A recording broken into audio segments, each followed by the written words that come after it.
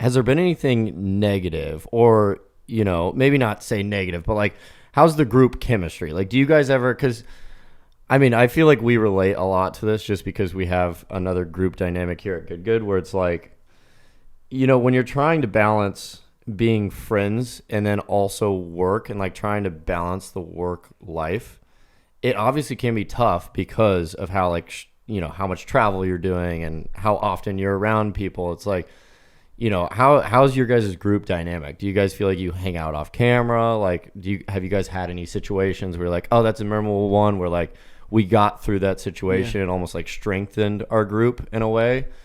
It's a good question. You always hear like bands that break up, and you never think that, you're like, oh, it can't be us and whatnot. And you guys have seen a ton of it, but then you get into it and you realize it is very hard to balance the friendship and then also the business. Then you have money into it and careers, and it is the most challenging part of it. But the good thing with our crew is, honest to God, we are so close. Like, we hang out. Like, everything you see on camera is what you see off of camera with us. So the hardest thing is having tough conversations, but every tough conversation that I've had, the guys are very mature and they handle it really well. So they don't take it personally. Like, every big conversation I've had with each guy has we've come out better from it, and you can have those conversations. So that's so huge because you're just going to have it. There's no avoiding it. And I always think about, me and Jet talk about this all the time. For you guys, I don't think the guys handle it so well, and I'm able to have the conversations. I feel confident now having tough conversations, as hard as it is to do. I'm happy that BDS Sports happened later in my life, because I don't know if I'd be able to have those conversations or handle it as well if I was younger. Yeah. So with what you've been able to do, it's impressive because you have people who are younger. You were doing it at a younger age. It's more people than we have, and I see how challenging it can be with us. But to answer your question, yes, it happens all the time, but at the end of the day, we are all so close, and we know each piece of the puzzle. We need each other so much. You can't take out FP. You can't take out Joe. So we know how much we need each other.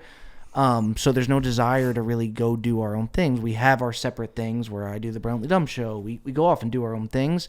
But at the end of the day, we love filming with each other, and we all handle those conversations very, very well. I've learned a ton from it. That's great. Yeah, and it's important to have those real conversations, especially if you can sense like some sort of controversy. Just bring it up. Yeah, 100%. We've learned that through the years as well. I'm sure. It'll just fester if you don't talk about it and make it worse. If I was your guys' age when we started with Good and then having as many people as you guys have, I don't know if I would have been able to handle it at that time. I think it hit me at the right age, and I probably learned more from doing this than anything, just like those people conversations. So really, it's credit to you guys too for what you guys have been able to do, because at that age and that many people, I don't think I would have been able to do it. Appreciate that. Well, speaking of the business, like you're saying, obviously, friendship and business, it's gonna be a weird thing to balance. You're obviously doing a great job with balancing those conversations. As far as the business side of things, do you have a big input in that, or have you disconnected that and more on content, or how does like the operations work at BDS Sports? So we have a media company that helps us, like a sales team and whatnot, which is huge. But then everything, we really won't commit to any brand deal, anything unless it's approved with all the guys. So everybody kind of plays their part and has a say in everything. Even something as like FP books the travel. I'll go get a lot of the guests. So everybody plays their own. Jet deals with a lot of the brands on like what will work, what won't work for brands. So each guy plays their part and all feels part of it. So yeah, and I do like to be, I like to be now more than anything involved on a lot of the sales side of things, because I like doing sales, but also we could speak to the brand better, I think, than anybody. So working with the sales team we have has been awesome, and I really enjoy doing that. And I like the brands to hear from me of certain things, but everybody has a say in what we do. Yeah, that's great. What would you say the biggest financial upside is? And you don't have to answer if you don't want to, but for BDS Sports, what's the biggest financial upside? And then one thing that I want to say is, like, we've had to fight to balance this throughout the years, but you never want to be that group that goes quote unquote corporate. So like staying connected with your audience and being genuine and real. Like obviously there's no denying the fact that Bob Does Sports is a business. There's no denying the fact that we have a business as well. Like balancing that is obviously a thing with the audience and like staying true in your content. Yeah, I mean, a couple things. What would you say like your biggest financial upside is for Bob Does Sports, and how do you guys kind of like stay grounded? Or or does it just happen naturally? Yeah, that's a thing that we've had to learn is like some brand deals, like your audience knows you well and they'll let you know. Like they could sniff it out if it's something that doesn't really fit you or not. So we've had some things where it's like they see, oh, it's very addy or like ad based, like custom videos where we've tried to get away. So a lot of it has been learning from all of that, a lot of trial and error. We've made mistakes even like when we came out with Drink Have a Day, like doing like, oh, big announcement dropping, and then they're expecting one thing. It's like, oh, now you can just go buy our drink, like how to approach those types of things and those types of deals and whatnot, and like saving big announcements for really big announcements.